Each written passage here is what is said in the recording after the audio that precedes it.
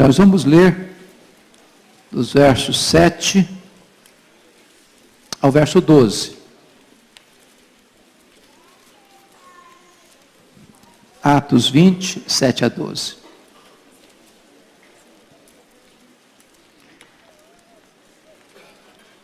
Está escrito: no primeiro dia da semana, estando nós reunidos com o fim de partir o pão, Paulo, que devia seguir viagem no dia imediato, exortava-os e prolongou o discurso até a meia-noite. Havia muitas lâmpadas no cenáculo onde estávamos reunidos. Um jovem chamado Eutico, que estava sentado numa janela, adormecendo profundamente durante o prolongado discurso de Paulo, vencido pelo sono, caiu do terceiro andar abaixo e foi levantado morto. Descendo, porém, Paulo inclinou-se sobre ele e, abraçando-o, disse: não vos perturbeis, que a vida nele está. Subindo de novo, partiu o pão e comeu. E ainda lhes falou largamente, até ao romper da alva. E assim partiu. Então conduziram um vivo rapaz e sentiram-se grandemente confortados. Amém. Eu quero hoje conversar um pouquinho com vocês sobre o tema Jovens na Janela. Jovens na Janela. O apóstolo Paulo passou 3 anos na sua terceira viagem missionária na cidade de Éfeso, a capital da Ásia Menor, num dos ministérios mais frutíferos de todo o seu trabalho. Um verdadeiro reavivamento na cidade, onde ele plantou igrejas em toda a província. Agora ele está retornando à cidade de Jerusalém, com o propósito de levar ofertas aos pobres da Judeia.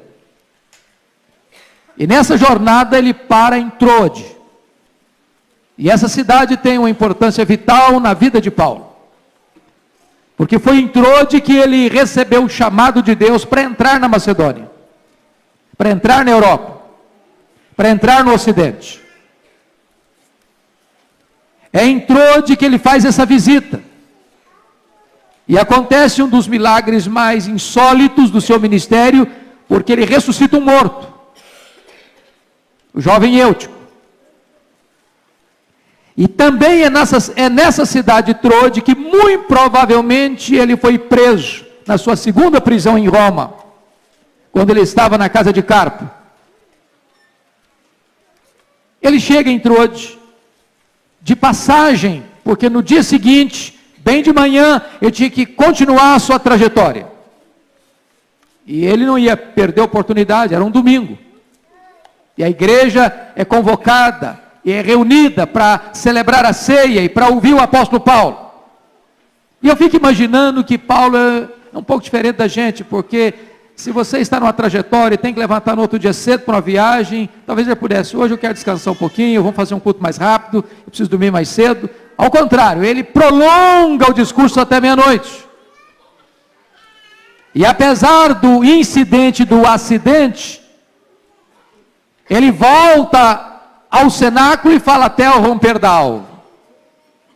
Mas aqui eu quero chamar a atenção que enquanto Paulo discursava, nesse cenáculo havia muitas luzes, certamente não tinha ar-condicionado, possivelmente devia estar fazendo um pouco de calor, e um jovem que estava no auditório resolveu ir para a janela.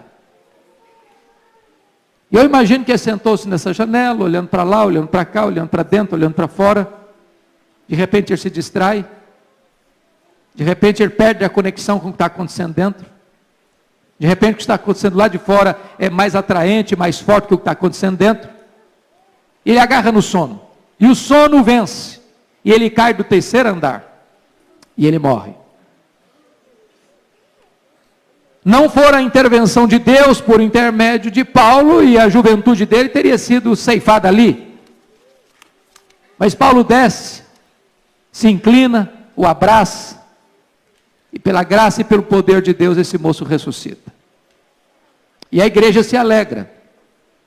E hoje, então, eu queria pegar esta cena e tirar daqui algumas lições.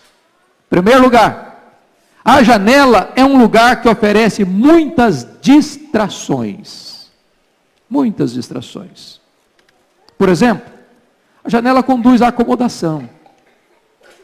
Certamente esse jovem procurou um arzinho mais fresco, um ambiente assim mais agradável, talvez um cenário mais colorido. Talvez ele foi para a janela porque ele estava perdendo pouco a pouco o interesse por aquilo que estava acontecendo dentro do auditório.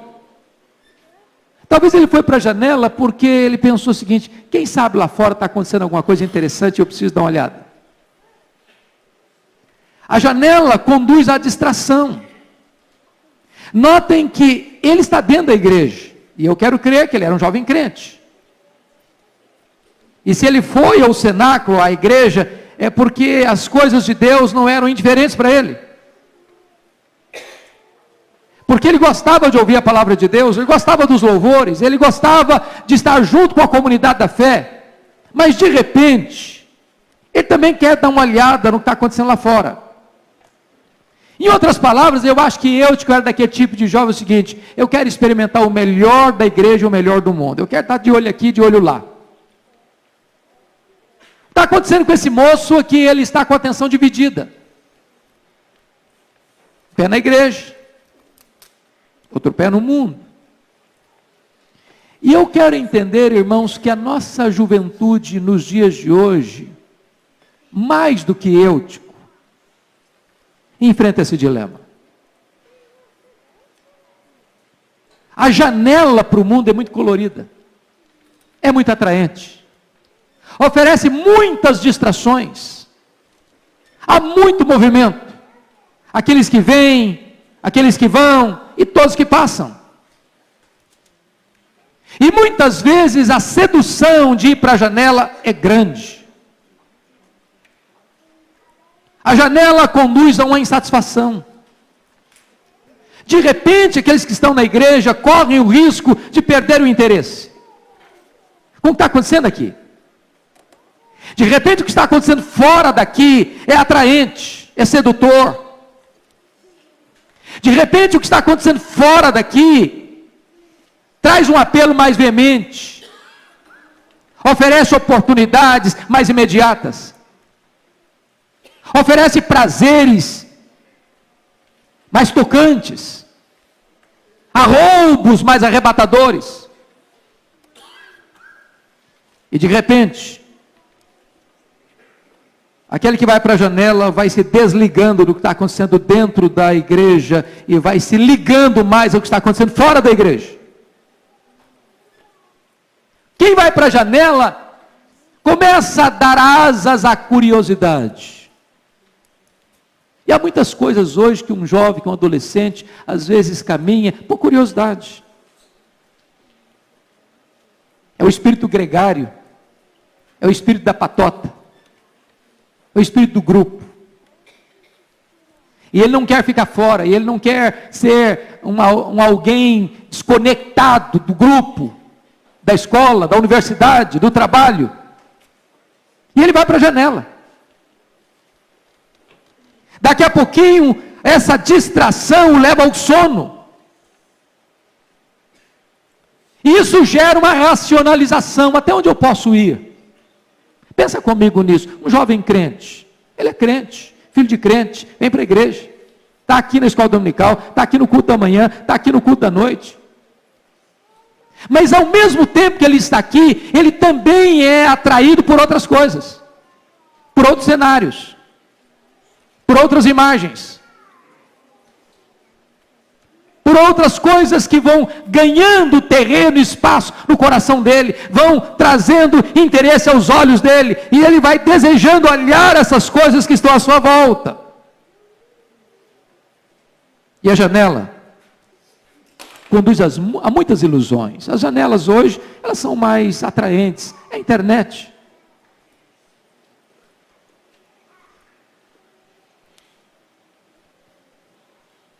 São os filmes. São as amizades. São as diversões. São as coisas novas que vão surgindo. São as aventuras.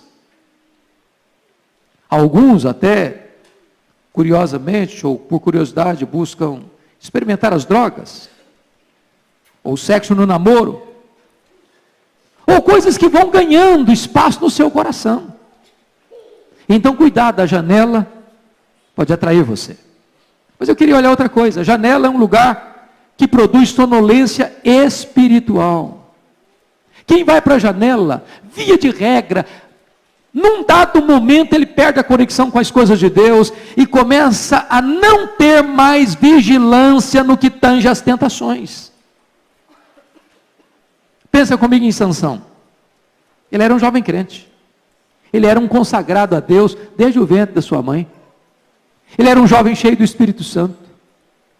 Mas de repente os apelos da carne, o desejo, da satisfação das suas paixões carnais, começaram a saltar dentro dele com mais veemência. Ele olha para uma mulher e diz: papai, eu quero aquela. E ele desce a Gaza e já não tem mais padrão absoluto na vida e se deita com a prostituta. E ele vai e se deita no colo de Dalila, e a vida dele vai em cascata, caindo, a ponto desse homem perder a visão, perder o poder, e entrar num processo irremediável de ruína e de fracasso. A janela oferece uma espécie de preguiça diante dos desafios da vida. A pessoa está na igreja, mas não está. Ela está, mas não está envolvida. Ela está, mas não está comprometida. Ela está, mas não está engajada. Ela está apenas fisicamente, mas o coração já está lá fora. E começam então as racionalizações, como aquelas 5 virgens loucas, imprudentes. Eu tenho a lâmpada. Meu nome está no rol da igreja. Eu sou membro da igreja. Sou filho de crente. Sou aluno da escola dominical. Na hora que eu precisar mesmo, numa emergência, eu corro, encontro azeite.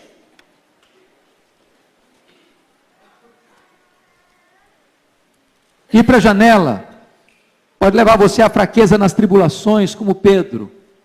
Numa batalha imensa, numa hora decisiva da vida de Jesus e da humanidade, o sono prevalece. A pergunta é: por que Eutico dormiu?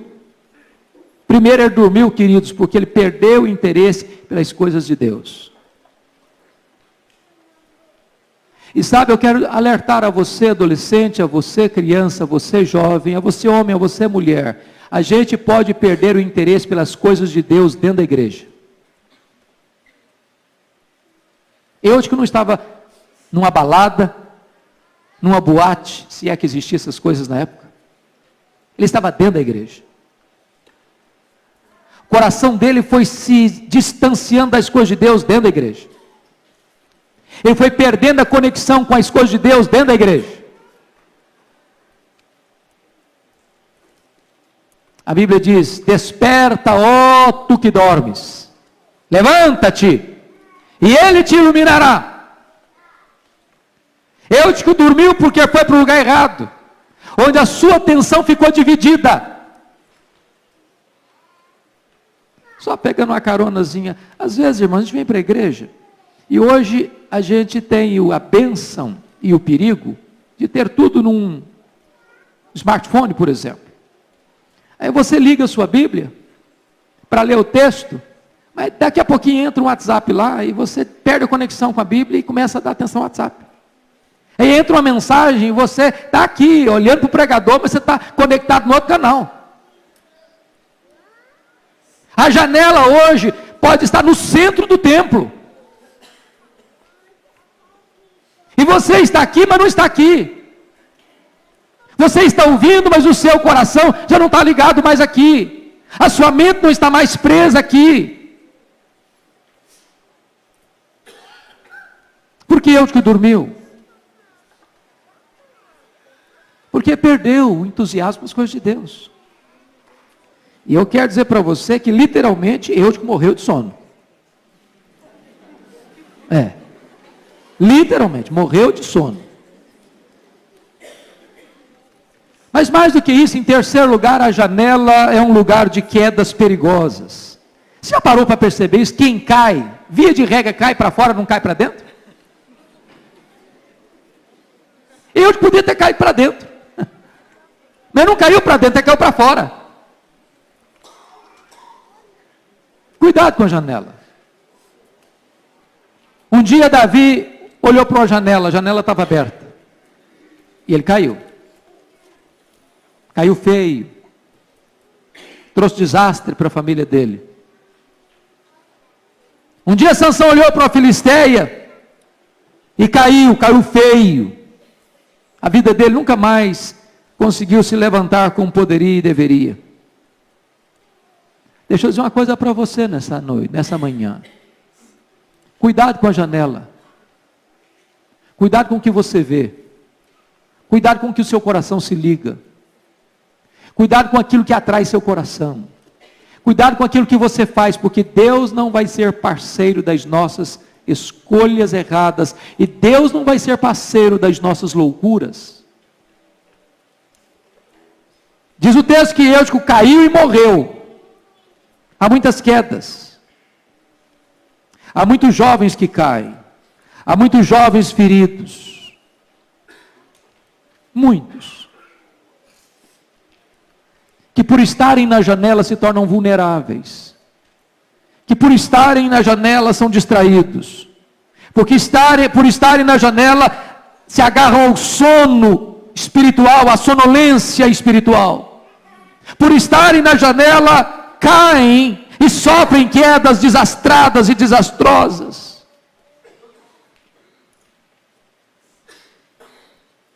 Eutico caiu. Eutico morreu porque ele perdeu a conexão com as coisas de Deus. Ele deixou de ouvir as coisas de Deus e se distraiu com as coisas lá de fora. Quantas quedas hoje, irmãos? Quantos jovens fora da igreja? Quantos jovens na igreja, mas dormindo? Quantos jovens nossos que já caíram? Quantos que talvez estão mortos espiritualmente? E eu quero concluir dizendo para você que a janela é um lugar para ser abandonado. Abandonado. O que eu acho curioso é a atitude de Paulo aqui nesse processo. Quando Eutico cai e morre, Paulo não fica acusando a igreja por ser desatenta, por ser descuidada. Quando Eutico cai e morre, ele não ressuscita o Eutico e começa a dar um sermão em Eutico. Diz o texto que Paulo demonstra o poder da ressurreição. Ele desceu. Desceu. Sabe o que significa descer aqui? Nós precisamos descer aos que estão dormindo e aos que estão mortos. Dá o primeiro passo. Caminhar na direção deles. Em vez de acusar, de censurar, de criticar, de botar a responsabilidade neste ou naquele, vamos descer. Vamos descer. Segundo, Paulo abraçou, se inclinou e abraçou. Às vezes a demonstração de amor aos que estão dormindo, aos que estão mortos, é mais importante do que dureza, acusação. Porque o amor é invencível. As pessoas que estão dormindo precisam ser acolhidas, abraçadas, amadas. E diz o texto que a vida voltou naquele rapaz. E eu creio, irmãos, que os nossos jovens que caíram e alguns que dormem e outros que estão mortos podem ressuscitar e ter nova vida em Cristo Jesus. Nós não podemos abrir mão da nossa juventude. Nós não podemos abrir mão dos nossos filhos. Nós não podemos desistir deles. Nós não podemos abrir mão de ver uma juventude forte, viva, santa, cheia da graça de Deus. O que eu acho curioso é que hoje, se você jovem, se você adolescente está na janela, saia da janela. Se você está preso em algumas coisas que prendem, amarram você no mundo, seduzem você, amizades, lugares, práticas, vícios, hábitos, rompa com isso. Arranque as raízes, corte as cordas, livre-se enquanto é tempo. Paulo desce, se inclina, abraça, experimenta o milagre de Deus de ver aquele moço ressuscitando, e diz o texto que Paulo persevera no cumprimento da sua missão. Fica imaginando que se fosse hoje, diante de um milagre desse, Paulo deveria, está encerrado o culto, vão cada um para casa, agora é hora de celebrar. Não, Paulo diz o seguinte: o milagre aconteceu, vamos continuar o nosso trabalho. Ele subiu de novo, continuou na igreja, partiu o pão, continuou a missão da igreja, continuou a falar, continuou pregando. Na medida da nossa dinâmica, irmãos, nós precisamos ir vendo, com a graça de Deus, os sonolentos acordando, os mortos ressuscitando, e a juventude que caiu se colocando de pé outra vez. Diz a Bíblia que a igreja conduziu Eutico vivo. Os jovens precisam reviver. Diz a Bíblia que a igreja sentiu-se confortada com a sua restauração. Louvado seja Deus. A igreja há de ficar reconfortada, alegre, feliz. Os pais hão de ficar felizes e alegres de ver seus filhos se levantando para a glória de Deus. E eu quero concluir dizendo para você, moço, para você, moça, para nós, igreja, para nós pais, não basta aos nossos jovens estarem na igreja.